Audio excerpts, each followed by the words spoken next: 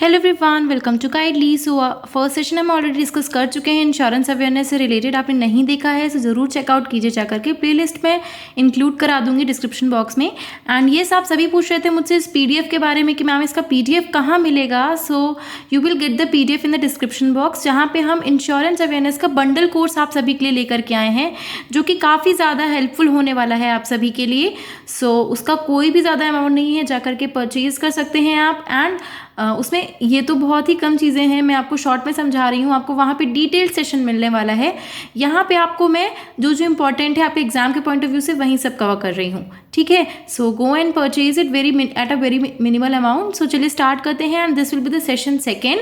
सो आज हम डिस्कस करने वाले हैं 7 प्रिंसिपल्स ऑफ इंश्योरेंस के बारे में, एंड इनसे रिलेटेड क्वेश्चन आपके बनते ही बनते हैं। सो फर्स्ट आता है आपका principle of utmost good faith. So utmost good faith यानी कि इंश्योरर और इंश्योर्ड। इंश्योरर कौन होता है? जो भी आपको पॉलिसी देता है, और इंश्योर्ड यानी कि जिसको भी पॉलिसी दी जा रही है, उनके बीच में एक तरह का फेथ होना चाहिए। ऐसा नहीं है कि दोनों लोग ट्राई कर रहे हैं एक दूसरे के साथ चीट करने का, वो बिल्कुल भी नहीं होना चाहिए किसी के में भी। सो this is called principle of utmost good faith, कि आप में बिल्कुल भी चीटिंग नहीं होनी चाहिए कि आप चीटिंग कर रहे हैं किसी के साथ में भी, ठीक है। देन नेक्स्ट आपका आता है प्रिंसिपल ऑफ प्रॉक्सिमेट कॉज, ठीक है। तो ये होता है कि अगर कोई भी लॉस हुआ है, मान लीजिए आपका कार का लॉस हुआ है, तो आपके उसके 2 रीजंस हो सकते हैं, 2 कॉजेज हो सकते हैं। या तो आपकी किसी ट्रक या किसी चीज़ से एक्सीडेंट हो गया, या आपका खुद से जाकर के आपकी जो कार है वो किसी चीज़ में भिड़ जाती है जाकर के। तो दोनों कॉजेज़ में से जो भी आपका मोस्ट अप्रोप्रिएट कॉज होगा या मोस्ट क्लियर्ड कॉज होगा, वो यहाँ पे वैलिड होता है, ठीक है। So this is what is proximate cause का प्रिंसिपल। देन नेक्स्ट आपका आता है प्रिंसिपल ऑफ इंश्योरेबल इंटरेस्ट।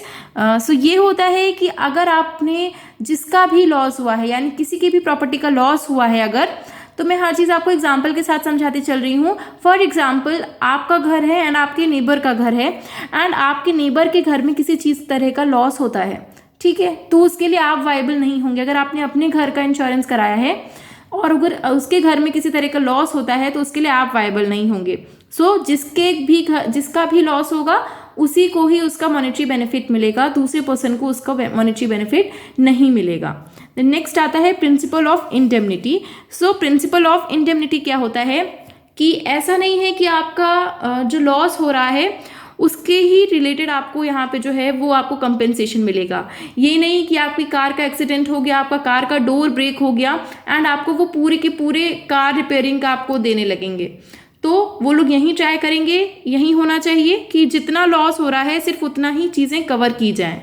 तो this is what is principle of indemnity. And ऐसा नहीं होना चाहिए कि आपका कार डोर का लॉस हो गया है एंड इतना अमाउंट आपको कंपेंसेशन में मिल गया कि आप उससे अपना कोई और प्रॉफिट कर रहे हैं या किसी और चीज़ में आपने लगा दिया, ठीक है। जितना लॉस हुआ है उतना ही the loss should be equal to the compensation. ये होता है आपका प्रिंसिपल ऑफ इंडेमनिटी। नेक्स्ट आपका आता है प्रिंसिपल ऑफ सब्रोगेशन। सब्रोगेशन क्या होता है कि जो आपका सब्रोगेशन में ये होता है कि आपका अगर किसी भी चीज़ तरह का लॉस हुआ है, मान लीजिए आपका एक्सीडेंट हुआ है किसी थर्ड पार्टी के थ्रू, यानी कि आपकी कार का एक्सीडेंट हुआ और उसका एक्सीडेंट किया किसी थर्ड पार्टी ने, यानी कि किसी ट्रक वगैरह ने इसका एक्सीडेंट कर दिया है, तो उसको कवर कौन करेगा? उसको कवर करेगा आपकी जो इंश्योरेंस पॉलिसी, जो भी है, जहाँ से भी आपने इंश्योरेंस कराया है वहाँ से तो आपको कंपेंसेशन मिल जाएगा।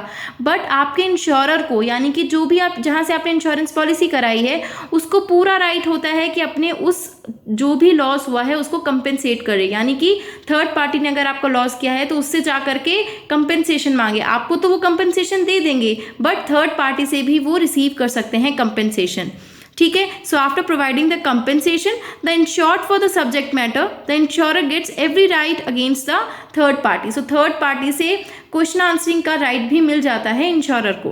देन नेक्स्ट आता है प्रिंसिपल ऑफ कंट्रीब्यूशन, यानी कि ऐसा नहीं है कि आपने अपनी जो कार का इंश्योरेंस कराया वो अपने मल्टीपल इंश्योरेंस कंपनी से करा लिया। फॉर एग्जांपल, आपने बजाज से भी करा दिया, आपने कोटक महिंद्रा से भी करा दिया, आपने चोलामंडलम से भी करा दिया, और बहुत सारी इंश्योरेंस कंपनी है, आपने 4-5 इंश्योरेंस पॉलिसीज वाली कंपनियों से करा दिया। So that is not valid कि आप 4-5 कंपनियों से जा करके अपना क्लेम कर रहे हैं। सो यही होता है कि आप अपनी इंश्योरेंस पॉलिसी जिसका भी आप इंश्योरेंस करा रहे हैं सिर्फ उसी से क्लेम कर सकते हैं, एक ही पार्टी से क्लेम कर सकते हैं जाकर के। 75 तरीके की ऐसा नहीं है कि आपने इंश्योरेंस करा दिया और फिर वहाँ जाकर के आप क्लेम कर रहे हैं, ये पॉसिबल नहीं है। देन नेक्स्ट आता है principle of mitigation. So principle of mitigation क्या है कि ऐसा नहीं है कि आपने इंश्योरेंस करा दिया, आपने अपनी कार का इंश्योरेंस करा दिया, आप बिल्कुल केयरलेस हो गए और आप जाकर के इंश्योरेंस किसी तरह का लॉस कराएं जाकर के।